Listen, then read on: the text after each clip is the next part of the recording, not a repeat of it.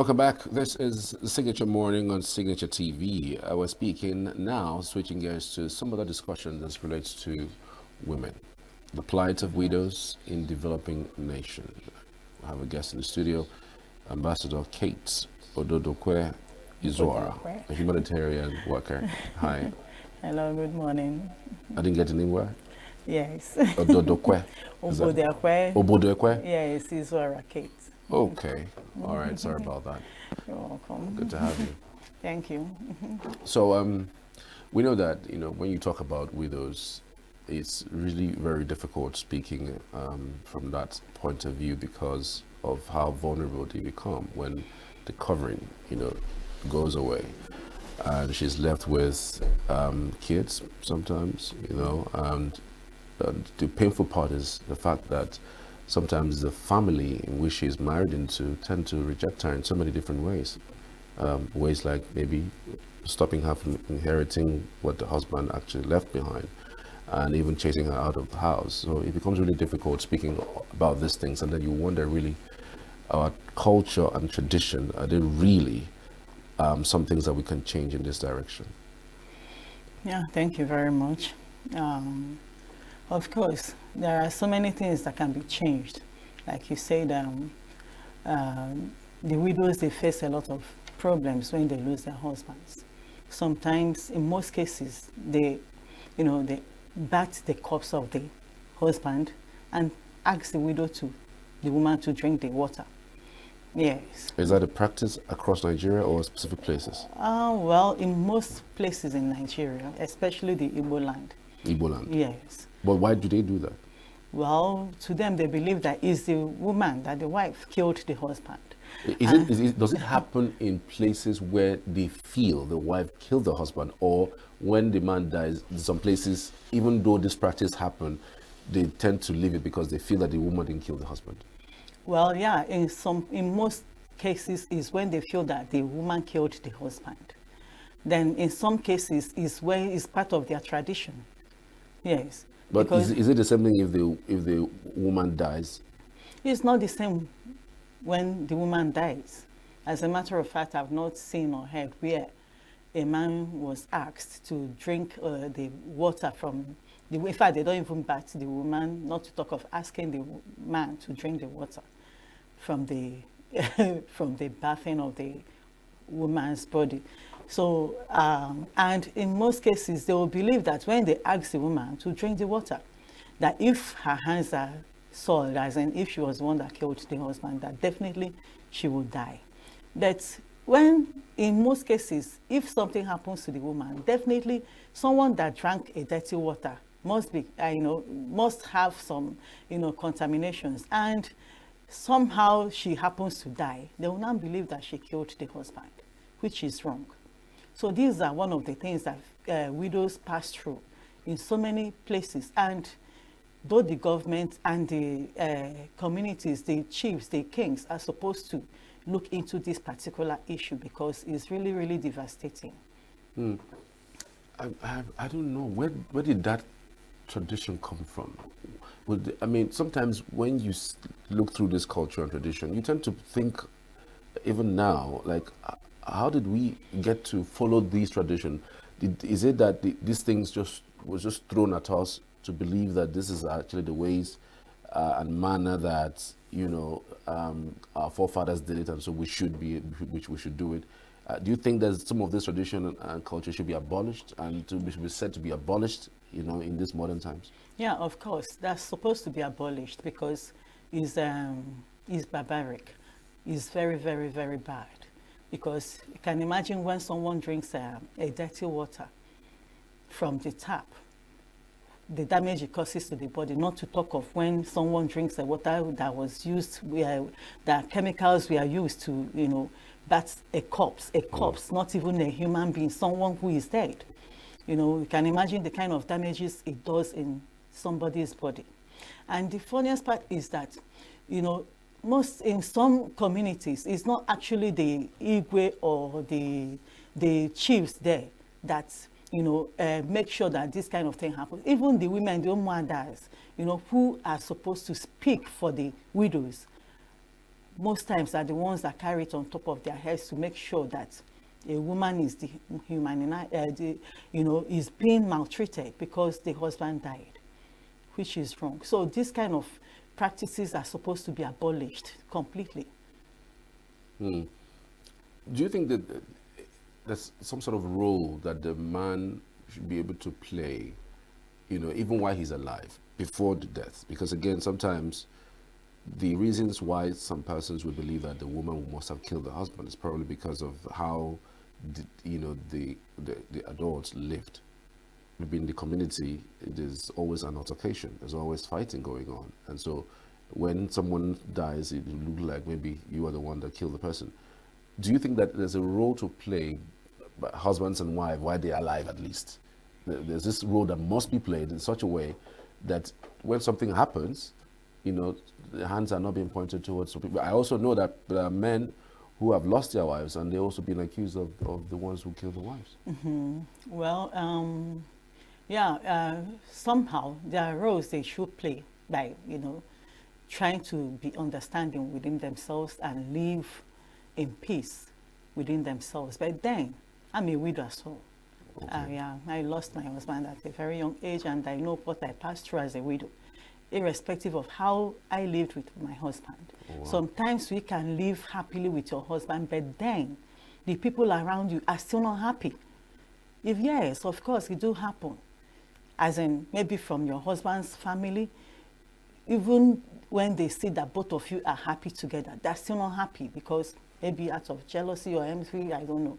But then when the moment the husband, and while the husband is alive, they'll pretend to be good to the wife. You understand? They'll pretend to be happy. You will not notice because you're not in their minds until something happens to their brother. Then you will now know the kind of people they are. No matter how good the woman tries to be, there must be some people around who will not still want her in their family. They will stress her, they will do all manner of things to her, even confiscate the husband's property from her.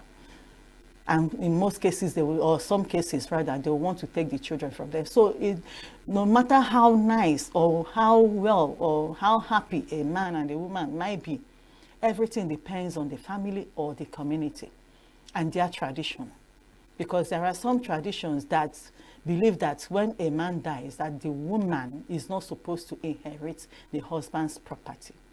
Even when both of them struggle together to, acquire those things. In some cases, it might even be the woman who actually, made the money and made all those things. But because of the kind of a relationship they had together, people around may not know that she was actually the one that made the money, but because there was respect and love between them. So in some cases like that, you still see the family or the community wanting to collect the property from the woman and telling her that she cannot inherit it because women do not inherit properties. Even with kids? Even with kids, yeah. With the male child? Because of course I know of course it does happen. You see them, if worse comes to worse, they will collect the kids from the woman and tell her that she can go, that they can take care of the kids. This is really crazy. Of course it is. I'm so sorry about your loss, but are there specific things that you personally faced when you lost your husband? Well, of course I did. I was, everything that my husband owned was taken away from me. They were the only one they could not take was my kids, so they couldn't do that. But we faced abandonment, we faced rejections, and so on and so forth. As a matter of fact, they didn't want to know whether we are living or not. But I know the relationship I had with my husband when he was alive. So, but to God be the glory with prayers and so on, and everything is, beginning to get normal again. Yeah. Don't you think there are legal protection for widows like yourself? Because again, if it is an inheritance for your husband, it's automatically transferred to you. Don't you think there are legal protection in Nigeria towards that? Did you try it in court? Well, as at the time it happened, one, I was very young and I didn't have anyone to speak for me, actually.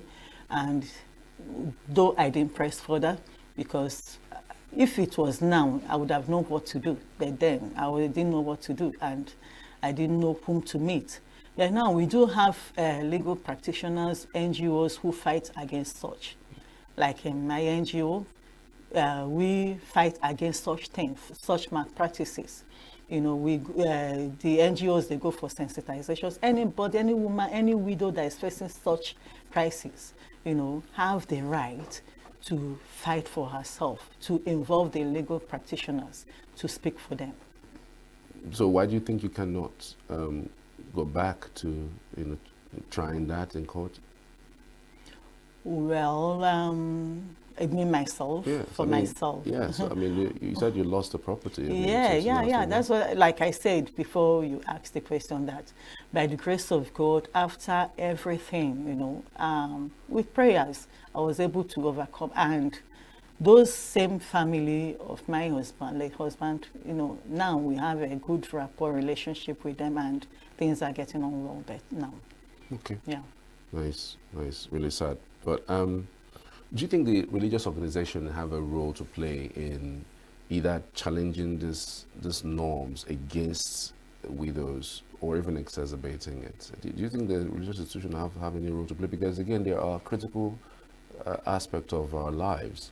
If we have the religious organizations speak to these issues, maybe it will go a long way. Do you think that we're speaking to those issues, you know, often enough for people to know that, look, these people are vulnerable, they need help, not, you know, kicking them out?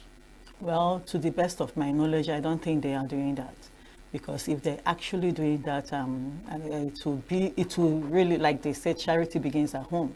It will start from their churches, their ministries, and stuff like that. But most times you hardly hear them talk about widows in the churches and so on. Not to talk of they going out to the extent of meeting the communities and stuff like that. The Igwe is to discuss about, you know, widows' malpractices, you know. So they have to start from their church to ensure that widows are okay. Because in most of the ministries and churches, widows are really suffering. Nobody speaks for, even when a widow wants to speak out, they kind of they subdue them because no one is there to stand for them. They see them as a burden or something like that. Yeah, that's what I feel. Because if actually that they don't see it as a burden, nobody needs to tell them that a widow needs help. Like I know in churches they do have a Mother's Day gala night for couples night and stuff like that. I've never come across where they talk about widows' nights, and you know that's the stigma they face. You know, we feel kind of rejected, and maybe we are not needed or something like that. So they're not really doing that, to my best of knowledge. Yeah. So if the church were to introduce something in that regard, how do you think that they would introduce it in order to reach out to this vulnerable set of people? Well, I believe that, like I said, charity begins at home. They let them start it from the church itself. You know, start coming it out from the church. Like what kind of program do you expect a church to do? That's the question. Like, if they say, okay, we want to create a program and it's going to be for widows and their children, what type would you be thinking that they would bring so that it could actually reach out to widows and their kids? Okay, they can, kind of do programs like, empowering widows. We know most times when we talk about empowerment, we think that it's all about money. First, we have to empower the widows, bring people that can sensitize them, make them to understand that this situation, being a widow, is not a stigma, is not a cause. It's this. We bring them out from, from their shell. Because we're kind of in our shells, we are withdrawn. Make them to that is why they kind of feel lonely. So we have, do programs that can empower them. Let them know that they can stand on their feet. Let them be sensitized, so that they will know that widows are capable, that widows are not crippled, that they are only widowed but not withered. Because if they can start doing that, it can extend to the communities. you know, so that, because we have to start dealing with ourselves first to understand the fact that we are widows, that we lost our husbands, does not mean that we cannot do anything anymore. So they can start with sensitization, doing skills acquisitions, empowering us knowledgeably and financially and economically, and so on. Yeah. Great point. Great point. A lot of persons, you know, speak largely on, you know, the abilities of the widows to be able to overcome the loss of their spouses, especially for the widows. Because again, at the end of the day, you just have to move on. That's life. But do you advocate for widows to remarry? Well, let me just use that word. The word of God says that if you cannot stay, as in hold yourself, you can remarry. In the sense that being a widow is not a yardstick for one to flirt around, for one to do one thing, live a kind of lifestyle that will be questionable. So, left to me personally, I will advise any young widow whom cannot stay and take care of her children to remarry. Then on the other hand, it's still, you know, somehow dicey, because any widow that remarries, especially the ones that have kids, there is two ways thing, because you're not sure of the happiness and the love you get there, especially if the widow is marrying a married man before. Or even a young guy that has not been married. Definitely she will face a lot of crisis, maybe from the man's family, especially if the man is a young man that has not married before and the widow has kids. It will definitely bring problems. It's just on rare cases that you see such person live happily in that marriage. Rare cases? Yes, of course. Then if the man is married with kids, it's also a problem, because if the widow comes into that family with her own kids, there is bound to be problems as well, because the man's family will, especially if the man is actually in love, truly in love with the woman, with the widow, and shows that love to the widow and her kids, before you know it, either they go diabolical or they'll brainwash the man that the widow is going to take, and her children are going to take over the whole property. And before you know it, the man might fall prey to their plans and problems will start. So my best advice is for the widow to really stay and take care of her children herself. So you think because of that issue of instability in terms of emotional instability that may come from engaging with another person as a way of moving on, really, even though there's nothing you can do, it's death, everyone's going to die one day, but it's just that it came too soon for somebody that one really loved. Do you think that those issues are enough to stop someone from wanting to just find love again? Well, those issues are not enough for someone to find love again. If one is lucky to find love again, oh, well and good. You don't think love would exist in that kind of relationship where a woman who lost their husband, have kids and then getting into to marry somebody else? You don't think love would exist in that relationship? Like I said earlier, yeah, of course, love can exist.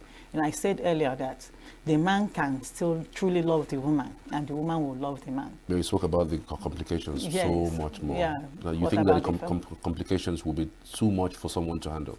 Being someone that has lost the husband before and has faced a lot of emotional trauma and comes into such family again, such relationship where the man is actually in love with the woman, but the family of the man is trying to, make the woman feel uncomfortable. I do all manner of things to make sure that that relationship, that marriage does not work. Somehow it will make the woman to become withdrawn again. And, you know, when a woman is emotionally disturbed, anything can happen, you know. So that's why I said, if the woman can actually stay without being involved with another man, I think it's the best. Again, the twist again would be on whether the woman is also financially buoyant. Because there are some women who can take care of themselves, but again, they just want to find love. What if it is that situation? Because again, the only problem I see from this end, is that if the man has kids who will be looking at these people as people who have come to collect what is theirs, what if the woman is coming with riches and also fortune? So does it play different cards in that direction? Of course it does. If I've seen cases, or rather, yeah, of course, I've seen cases even when the woman is financially okay, and she happens to be in a relationship with another man, and both of them within themselves, they know they love each other. But then again, the husband's family would say that she used charm to trap their brother. When the family knows that this one probably even had more money than their son? That's the thing. It does happen. I've seen cases like that. So it's just a matter of being lucky, like I said before. If you are lucky enough to find yourself in a relationship that, you know, there is true love and the family of the guy is equally good, all well and good. So it's just luck. It's really unfortunate because, again, the society we live in tends to just skew things against women mostly. Because if this was the other way around, say it's the man who lost a wife, I mean, everybody would even be telling him to quickly do the needful within 6 months. Even at the burial ceremony, he's already looking at someone that, you know, a prospective wife. But a woman will say like, yes, I've been a widow for like 15 years now. Wow. Yeah. So, but a man, no. A man cannot even stay more than 6 months tops that he loved the wife, maybe stay like a year or so. Yeah, so even while he's waiting to get married, he's already in a relationship. So it's not easy for women at all because, I don't know, these are the things we really need to stop, you know, so. Well, in the scenario that you painted out, just say imagine the man doesn't have wife anymore, have kids, and wants to marry.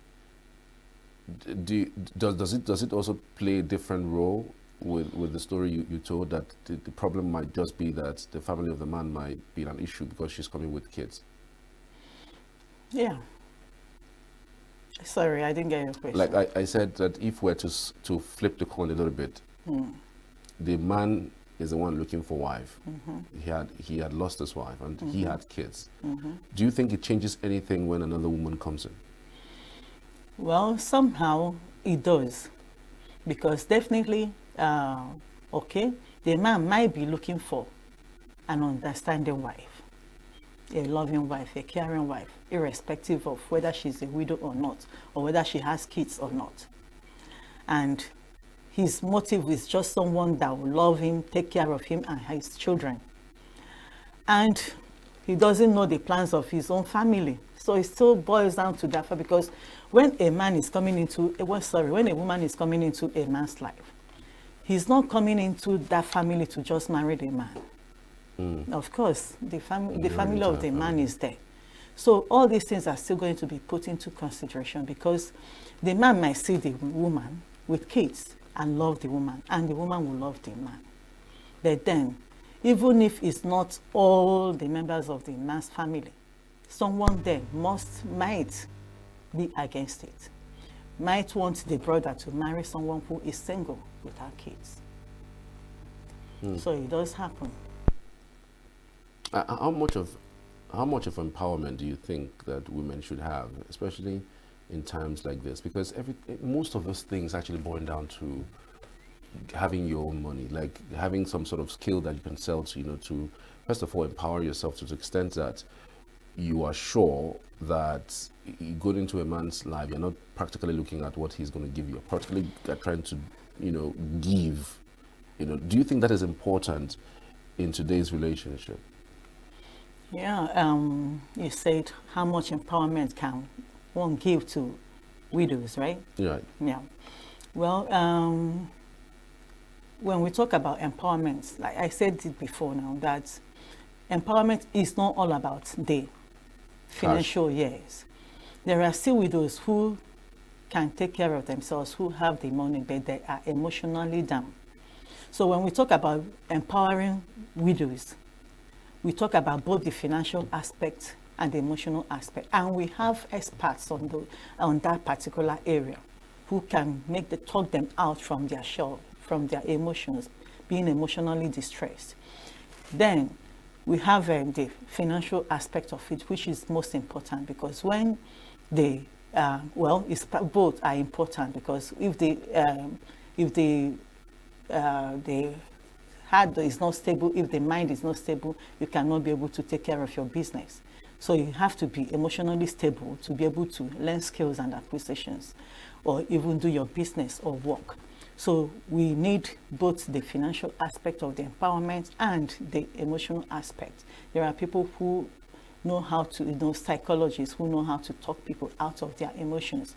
Then the financial aspect, we need empowerment on skills and acquisitions. In most times, after the skill acquisition trainings, there's always a difficulty in empowering them, the widows. Because one thing is to learn the skills, another thing is to be financially buoyant to start up the business. So it's not all about just training them, but empowering them financially so that they can stand on their feet. Like I said, we are only widowed, we are not widowed. We can still walk with our hands and with our legs. At least that is a privilege, and we thank God for that. So we need all. You spoke about an institution where you are serving, where the people help people to regain whatever it is that's lost us because they're widows. Can you speak to us about that? And how much of effectiveness and help that you people provide for those who are widows? Yeah, like in the NGO Kevikra Hopeless Widows Foundations, we have legal practitioners who actually go out of their ways. People like Barrister Nena Nozie of Nena Nozie Foundation. She's a legal practitioner of Kevikra Hope for the Hopeless Widows Foundations. And, we don't hesitate to advocate for them, because we've been to so many places that to sensitize to widows that they should always speak out, because the problem is speaking out, being able to speak, tell the world what you're facing, how you're feeling, so that we'll know how to help. So we go to communities, villages, and stuff like that to sensitize to widows that there are people who are out there that can stand for them, speak for them, advocate for them, even if it means going to the court. There are lawyers who are always there. Like I mentioned, Barrister Nena said she's wonderful. So they don't use their ears to hear such things. So we advocate. They should not hesitate to speak out, to reach out to us, to reach out to any NGO around, because we are ready to speak and advocate for them. So is there any situation that you people have embarked upon and you guys were able to regain the property taken away from someone? Of course, so many cases like that. Yeah. Right. Well, I want to say a very big thank you to you. On the final note, from the government perspective, what do you think government can do in order to be able to cater to widows, so much so that at least, just like we speak about vulnerable people, I mean, when you talk about vulnerable people, there's just a few persons that would come up with maybe children and women and maybe adolescents sometimes. Nobody really zeroed down to widows. Do you think there's something that government should do, maybe get down into a policy that can help widows, and what kind would that be? Yeah, thank you very much. I think that, government do know that there are NGOs around that take care of widows, and he knows that these NGOs have their coordinators and stuff like that. He can, empower these widows through these NGOs and make sure that whatever that is being given to them gets to them, because the problem is always when some of these NGOs are being given something for their widows, it does not get to them. Wow. So, like someone like our dear Governor, Peter Mba, that ensures that whenever he starts a project, he's always there physical. He monitors them. He moves around. The same way they can also monitor whatever that is being given to the NGOs to make sure that those things get to the NGOs, to the widows in those NGOs. Then another thing is creating job opportunities. Yeah, he does create job opportunities, but then it does not get to the widows because we are in a situation whereby, you know, before you get anything in this country is by whom you know. And because most of these widows do not have people that will speak for them, but then we move around with our certificates.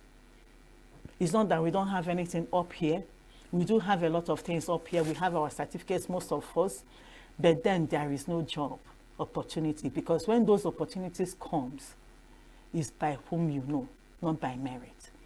So if they can actually make, you know, create quotas for widows in when they're creating job opportunities, that this particular quota is for widows who merit them, I'm sure that it can get to the widows when he puts people that he can trust that will ensure that this particular quota is for the widows and it will get to them. Right. Thank you so much, Ambassador Kate Ododokwe, for your time, Izuorah. Thank you so much. Thank you for your time. Thank you very much. So sorry about your loss. Thank you. All right. We truly appreciate your insights on the topic. Thank you very much. I do appreciate you, so. All right. So we're back after this to stay with us. This is Signature Morning. I'm Charles. Signature TV. News in your pocket.